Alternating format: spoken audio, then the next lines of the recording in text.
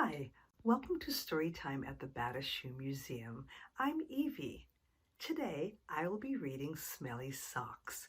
It was written by Robert Munsch and illustrated by Michael Marchenko.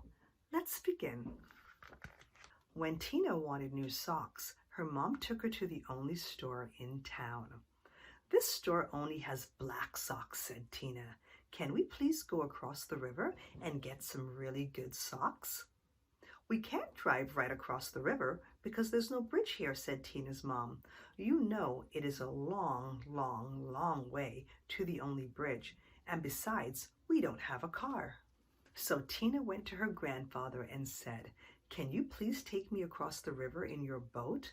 I want to buy some really good socks." "The motor is not working on the boat," said her grandfather. "Row," said Tina. "We can row. I will row and you can sit in the back of the boat." "You will row?" said her grandfather. "Yes," said Tina. "Rowing is easy." "Is it? Let's find out." So Tina got in the boat and rowed slowly.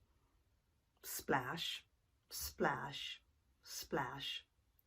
And the boat went in slow circles. Swish, swish, swish. Tina rowed fast. Splash, splash, splash, splash, splash. And the boat went in fast circles. Swish, swish, swish, swish, swish. "This boat has forgotten how to row," said Tina. "I think it has." "You sit in the back and tell me what to do," said her grandfather. So Tina sat in the back and told her grandfather how to row. And her grandfather rowed all the way across the river. Then they walked all the way through the town to the big sock store. Can you see the sock store? It has a big sock on it. At the store, Tina tried on socks that were too big, socks that were too little, socks that were too blue, and socks that were too pink. Tina tried on millions and millions of socks. Finally, she found a perfect pair of red, yellow, and green socks.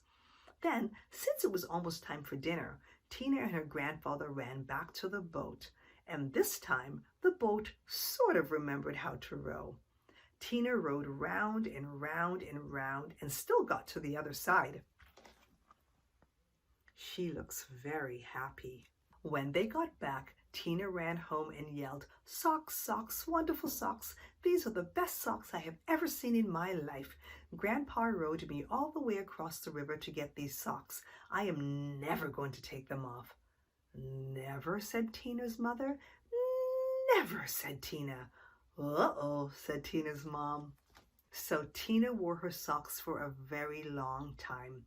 She wore them for 1, 2, 3, 4, 5, 6, 7, 8, 9, 10 whole days. Her mother said, "Tina, I know you really love these socks. Just let me wash them really quick. They will start to smell if you don't get them washed." "Socks, socks, wonderful socks," said Tina. "I am never, never going to take them off." After, Tina wore her socks for 10 more days. The kids at school said, "Tina, what a smell. Change your socks." "Socks, wonderful socks," said Tina. "I am never, never, never, never, never going to take them off." They don't look very clean, do they?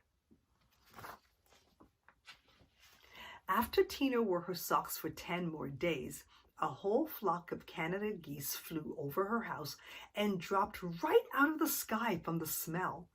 2 moose walked through her yard and fell over from the smell. Ducks, raccoons, and squirrels fell over when she walked to school. I don't think she looks like she's bothered. Do you? She looks pretty happy. Finally, even a skunk fell over from the smell. Tina's friends decided to do something. They all came to her house and knocked on the door. Blam, blam, blam, blam, blam. When Tina opened the door, they grabbed her and carried her to the river.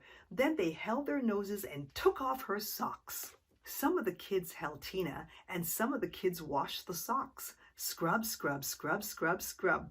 All the fish in the river floated up to the top and acted like they were dead. The kids washed some more. Scrub, scrub, scrub, scrub, scrub. All the beavers ran out of the river and went to live with Tina's grandfather. They washed some more. Scrub, scrub, scrub, scrub, scrub. Far down the river, people said, "How come the river smells like dirty socks?" There's the beavers going to live with Grandpa. I don't blame them. Finally, the socks were clean. "Wow," said Tina. "They look nicer when they're clean." "Wow," said Tina. "They smell nicer when they are clean." "Wow," said Tina. "They feel nicer when they are clean." Tina put on the socks and said, "I am going to wear clean socks from now on." They do look clean. Look at that. The beavers left her grandfather's house and went back into the river.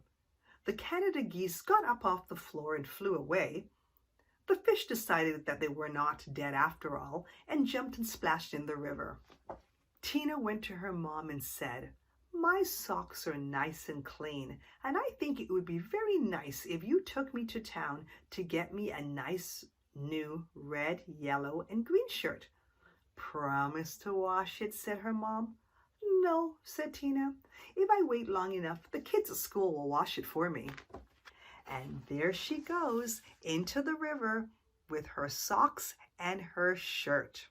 Thank you so much for joining us for this week's story time. Don't forget to like and subscribe to our channel. Bye for now.